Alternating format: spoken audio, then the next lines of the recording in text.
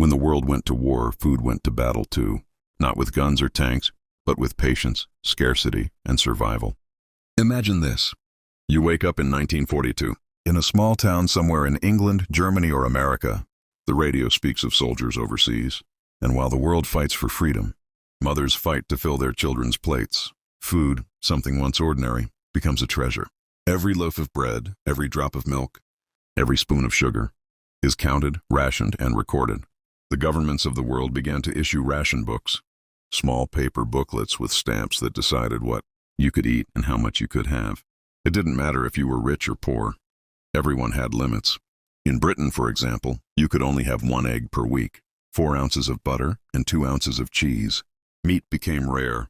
Families stretched stews for days, adding oats, carrots, or even breadcrumbs to make it last. And yet people became creative. Women turned into kitchen inventors, learning how to bake cakes without eggs, or make soups from vegetable scraps. They called it making do, turning almost nothing into something warm and edible. Across the ocean in the United States, the story was similar. Sugar, coffee, canned goods, and even gasoline were rationed. The government encouraged families to plant victory gardens, small gardens in backyards, schools and parks where people grew their own food. By 1944, over 20 million victory gardens produced nearly half of all the vegetables Americans ate that year. It wasn't just food, it was hope, growing from the ground. Meanwhile, in occupied Europe, the situation was far darker.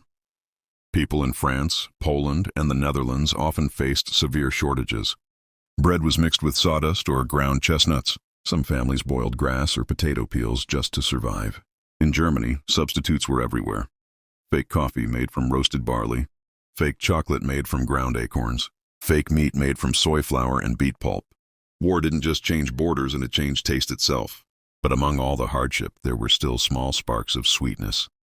Children, even in bombed cities, dreamed about candy. Before the war, sweets were colorful and plenty. But when sugar became scarce, candies became treasures. In Britain, kids would trade toffee or boiled sweets like marbles. One piece could make a whole afternoon brighter. In America, children loved Hershey bars and Baby Ruths, but many were sent to soldiers at the front lines. The government even asked candy companies to make special chocolate that wouldn't melt in soldiers' pockets, giving birth to the famous Hershey's D-ration bar. It wasn't delicious. It was dense, bitter, and meant to keep a soldier alive for days. But to a soldier far from home, that chocolate meant comfort.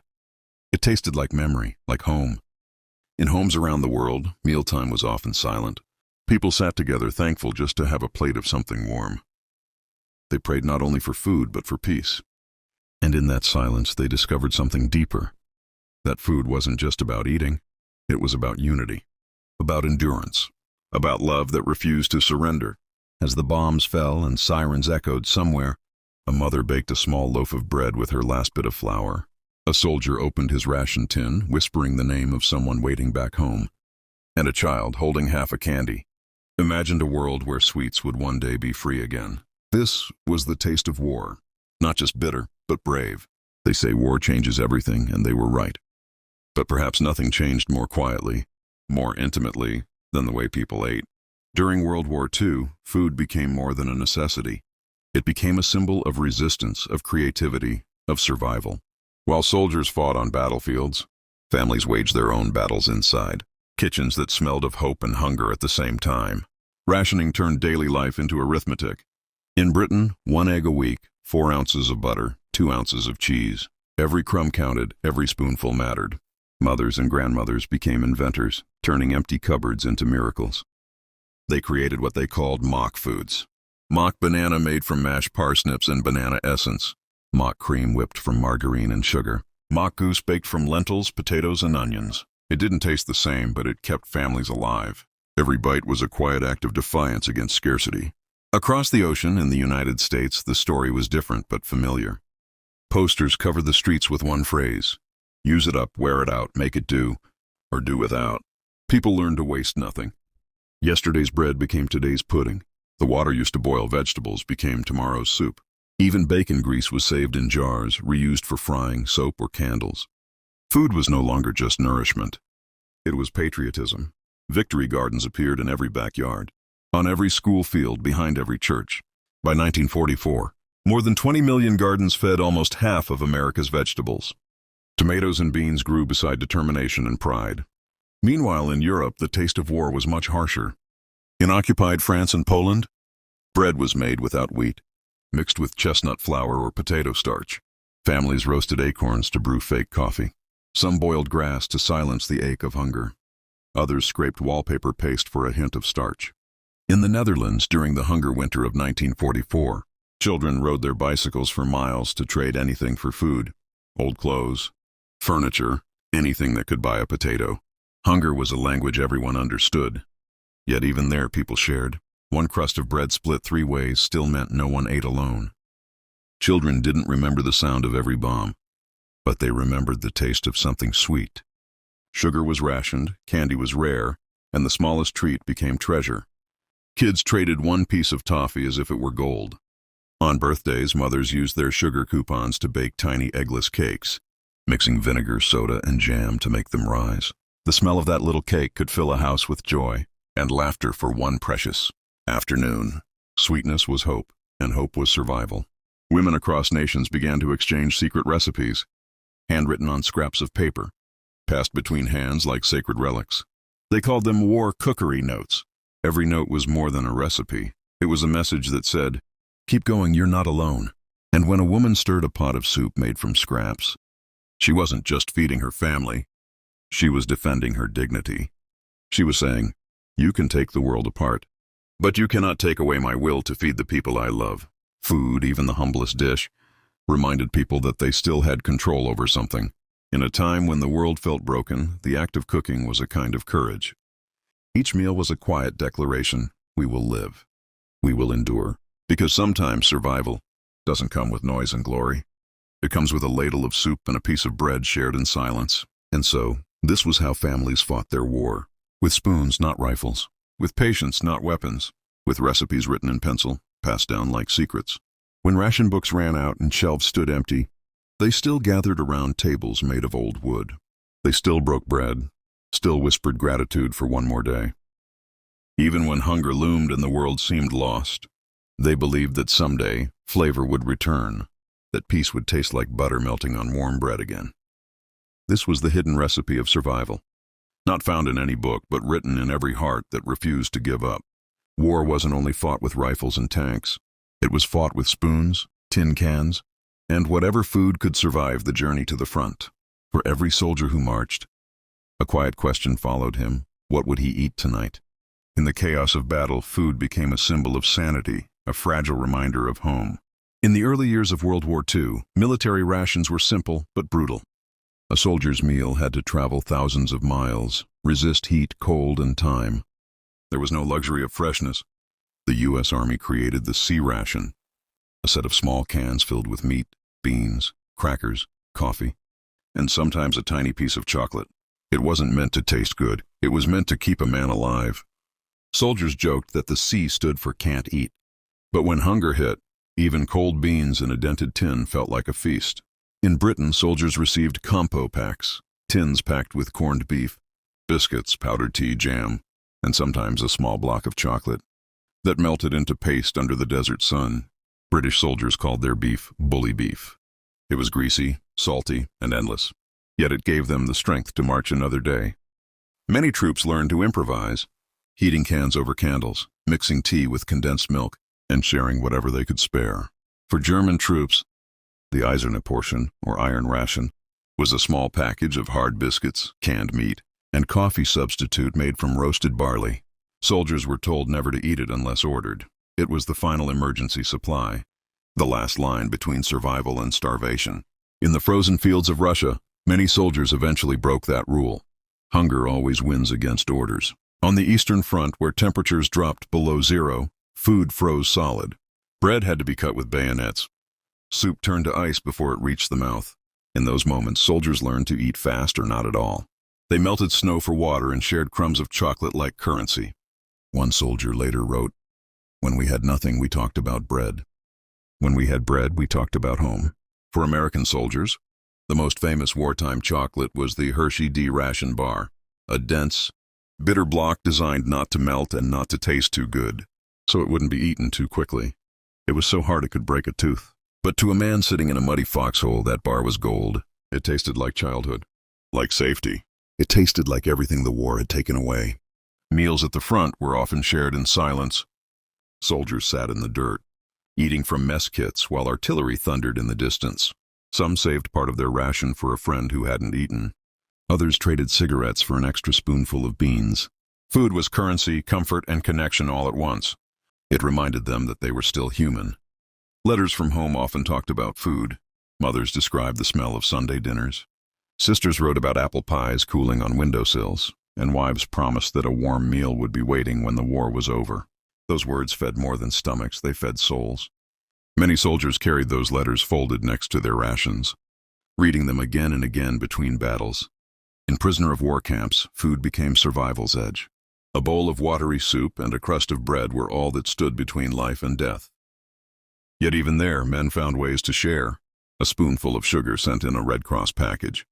A cigarette traded for a handful of flour. These tiny exchanges kept hope alive. In the darkest places, the act of giving became resistance.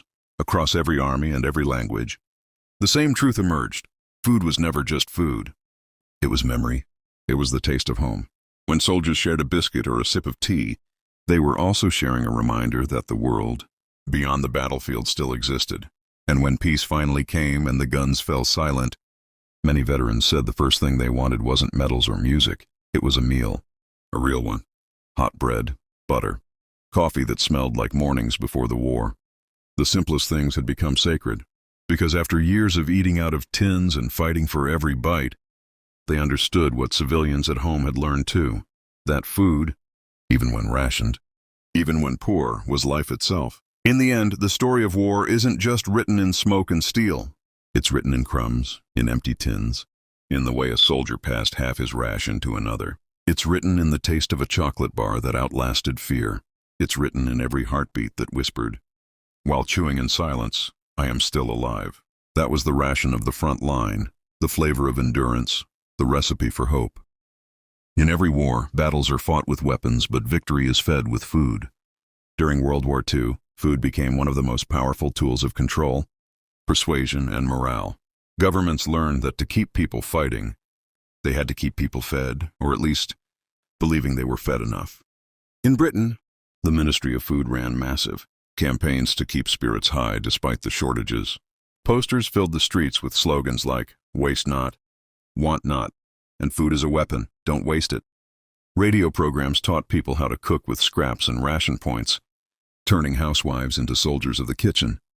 The famous voice of Marguerite Patton gave hope through her broadcasts, teaching millions how to make soup from turnip tops and pies without meat. She made hunger sound like strategy and thrift like bravery. Propaganda films showed smiling women stirring pots and proud farmers delivering vegetables to market, even when shelves were half empty. The message was simple: if you can keep cooking, you can keep fighting. Food became emotional armor, a small comfort that made the sacrifice feel noble. Children were told to eat their vegetables for victory. Mothers whispered the same words at dinner tables lit by candles during air raids. In America, Hollywood joined the effort. Stars appeared in posters holding carrots, beans, and bread, smiling for the camera with lines like, "Do with less so they'll have enough." Even Walt Disney joined the campaign, producing cheerful animations about rationing and victory gardens. The government knew that morale didn't just live in speeches, it lived in kitchens, lunchboxes, and grocery lines. But beneath the bright posters and patriotic songs, a darker story brewed. The longer the war lasted, the tighter rations became, and people began to bend the rules. Black markets flourished like shadows under the rationing system. In London, you could buy butter, eggs, and meat if you had enough money and were willing to take the risk. In occupied France, cigarettes, coffee, and chocolate moved through hidden alleys faster than soldiers on the front. The war created hunger, and hunger created opportunity. Greed, fear, and survival danced together in the same smoky markets, where people traded bread for silence. In Germany, food propaganda became a weapon of pride. Posters declared that true citizens should be strong enough to live with less. Housewives were called soldiers of the home front, and children were praised for not complaining when their plates were half empty. But behind the slogans, famine crept closer. Even as officials promised plenty, families were boiling potatoes over wood fires and scraping pans clean with pieces of bread. In Italy, the black market became a lifeline. It was called the Borsa Nera, the dark purse, and it existed everywhere, from villages to major cities. Housewives hid flour in pillowcases and sugar in shoes. Farmers sold eggs for jewelry or tobacco instead of money. People did what they had to do to feed their children. Morality blurred when hunger entered the room. In Japan, propaganda tied rice directly to loyalty. Citizens were told that wasting rice was like betraying the emperor. Posters urged them to chew slowly, to honor every grain.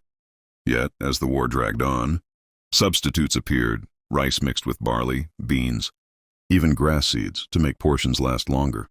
For many, meals turned from nourishment into endurance. Still, across nations, food was more than politics. It was emotional fuel. When a family sat together to share their small meal, it reminded them that life still had rhythm, that laughter could still rise above sirens. Governments used that image of unity as proof that the home front was strong. The truth was more complicated. People were tired, hungry, and scared, but they were also resilient beyond measure. And when the war finally began to end, black markets didn't disappear overnight. They had become part of survival, woven into daily life. Some people had grown rich from them, others barely stayed alive because of them. The food that once symbolized sacrifice now symbolized freedom. The freedom to eat without permission, to buy without fear, to taste again without guilt. In the end, the story of wartime food wasn't just about hunger or survival. It was about the power of hope disguised as a loaf of bread. Propaganda made it patriotic. The black market made it human. And every meal shared in secret, every bite saved for someone else, became a quiet declaration that even in war, the human spirit refuses to starve. When you imagine the Second World War, you often see soldiers, tanks, and smoke, but behind every soldier was a child waiting for him to come home. For millions of children across the world, war meant growing up faster than they should have. It meant learning what hunger felt like, and what it meant to be brave with an empty stomach. In Britain, children learned the language of ration books before they learned how to count. They stood in long lines with their mothers, holding small paper coupons that decided what they could eat for the week. Milk was precious, butter was a dream, and sweets were almost magic. For many, a single piece of toffee or a boiled sweet was saved for special days. Some children licked the candy, wrapped it back in paper, and saved it for later, stretching, the taste of joy in a world that often tasted like fear. School lunches became lessons in gratitude. Children were taught not to waste even a crumb. In bombed-out cities, classrooms smelled of chalk and cabbage soup. Teachers reminded them that food was part of the war effort, that eating what they were given helped their fathers and brothers on the front. They didn't complain. They learned to swallow both their food and their tears. In America, rationing was softer but still real. School cafeterias served smaller portions, and posters encouraged kids to eat vegetables from their family's victory gardens. Peanut butter sandwiches and powdered milk became the norm. Kids learned songs about saving food, catchy tunes that reminded them, "Don't waste, it's for the boys overseas." Childhood innocence was replaced by discipline. Even playtime carried the shadow of war. Across Europe, childhood became survival. In cities like Warsaw, Paris, and Rotterdam, children scavenged for food in the ruins. Some traded toys for bread, others shared a crust between three small hands. Orphans learned to cook whatever they could find, soups of water, potato peels and salt if they were lucky. And yet even in that world of loss there was laughter. Children made games out of nothing, hope out of hunger. It was their way of fighting back. Every nation shared the same quiet dream, that when peace returned, so would sweetness. That one day candy shops would open again, filled with colors, smells, and smiles. That children could once again walk home from school with sticky fingers, not fear in their eyes. For many, that dream became the symbol of a world worth rebuilding. When the war finally ended, the silence felt strange. Cities stood in ruins, but the world began to breathe again. Food shipments returned slowly. Milk trucks rolled through neighborhoods that hadn't seen fresh cream in years. And one day in 1947, the British government made a small announcement that changed everything. Candy rationing would soon end. That news spread faster than any bomb ever had. Children ran through the streets shouting, "Sweets are back!" Shops prepared for crowds, stocking shelves with whatever chocolate, fudge, and boiled candy they could find. And when the day came, April 24th, 1949, thousands of children lined up outside candy stores across the country. Some waited for hours, clutching coins in small hands. ready to taste freedom for the first time. Cameras captured the moment, faces glowing, eyes wide, wrappers flying like confetti. The taste was unforgettable. For many, it was their first memory of peace. That first bite of chocolate, after years of war, became more than sugar. It was a promise that life could be sweet again, that laughter could return to playgrounds, that the world could heal one candy at a time. In America, candy companies flourished after the war. The soldiers who had lived on ration, bars and tins of beans now wanted sweetness and comfort. Hershey, Mars, and Nestle began producing on a massive scale. Candy became not just a treat, but a symbol of happiness and hope. Ads filled newspapers with smiling children, holding chocolate bars under headlines like, "A better tomorrow has a sweeter taste." In Germany and Japan, where the scars of war were deepest, children received chocolate and gum from foreign soldiers, small gifts that meant everything. They called it white chocolate diplomacy. A Hershey bar from an American soldier could turn an enemy's child into a friend. Food became a new kind of weapon, but this time it was kindness that conquered. As the 1950s dawned, the world's taste returned. Bread came back warm and fluffy. Milk was fresh again. Families gathered around full tables.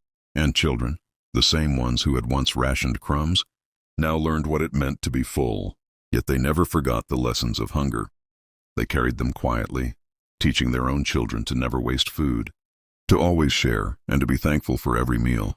Because those who lived through the hunger of war understood a truth the rest of the world had to learn. Sweetness is not just in the taste, it's in the memory of surviving long enough to taste it again.